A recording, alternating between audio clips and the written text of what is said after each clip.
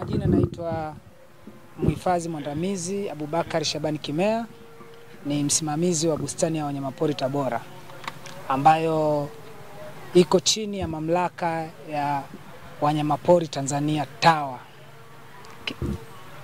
Kimsingi TAWA inajihusisha na uhifadhi wa wanyamapori Tanzania, na unapoongelea swala la uhifadhi wa wanyamapori linaenda sambamba na uhifadhi wa mazingira. Na kobe ni mmoja kati ya wanyamapori ambao wanahifadhiwa na mamlaka ya usimamizi wa wanyamapori Tanzania TAWA. Na bustani ya wanyamapori Tabora pia na yenyewe ni kituo mojawapo kinachohifadhi mnyama kobe.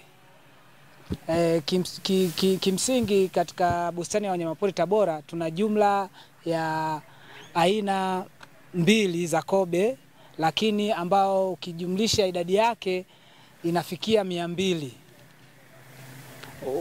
Kobe hao wamehifadhiwa, wengine wako katika sehemu moja, lakini wengine wameachwa huru kuzunguka ndani ya bustani ya wanyamapori Tabora.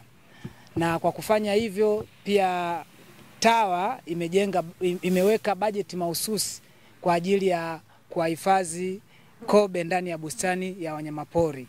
Bajeti hiyo inasaidia katika kuwatibu pindi wanapopata shida yoyote, lakini vile vile kuwanunulia chakula na kuwalisha kwa kipindi ambacho chakula kinakuwa adimu. Manake kuna kipindi ambacho majani yanakauka, basi sisi kama bustani huwa tunawatengea chakula katika maeneo tofauti tofauti, na kobe wote wanapata chakula. Hivyo wanaendelea kuishi kwa amani wakiwa ndani ya bustani ya wanyamapori Tabora.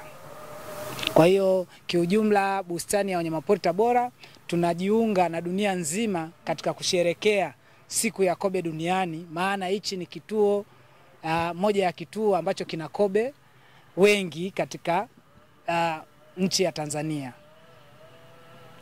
Rejea swali la Magesa kwamba umuhimu wa kumtunza sasa unahamasishwa kutunza mazingira yawe rafiki kwa kobe. Lakini kobe ni nyara ya serikali. Ni kwa namna gani wananchi wataishi na hawa kobe bila kuvunja sheria za nchi? Kimsingi kobe ni nyara ya serikali.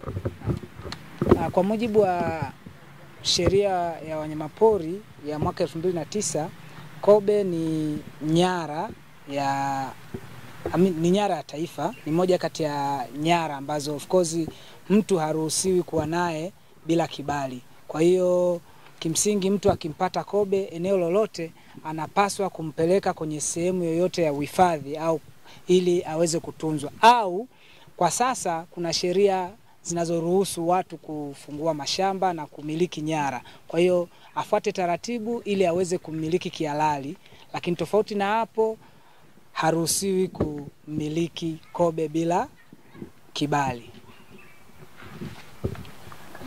Samani kidogo, amesema mna budget. Unaweza kutaja mapesa mnatumia, lakini magonjwa yapi ambayo hawa kobe wenu mnahangaika nao yanawasumbua, magonjwa aina gani? Yanasababishwa na akina nani?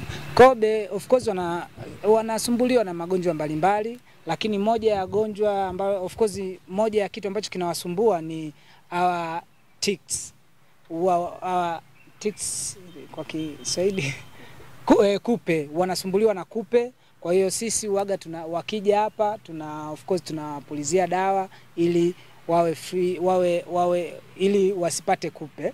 Lakini vile vile tunapata kobe wengine hapa ambao wanakuwa wamekuwa yani labda wamegongwa na magari huko na nini, kwa hiyo wamekuwa wameumizwa. Kwa hiyo wakifika hapa huwa tunawatibu ili warudi katika hali zao na kuendelea kuishi hapa.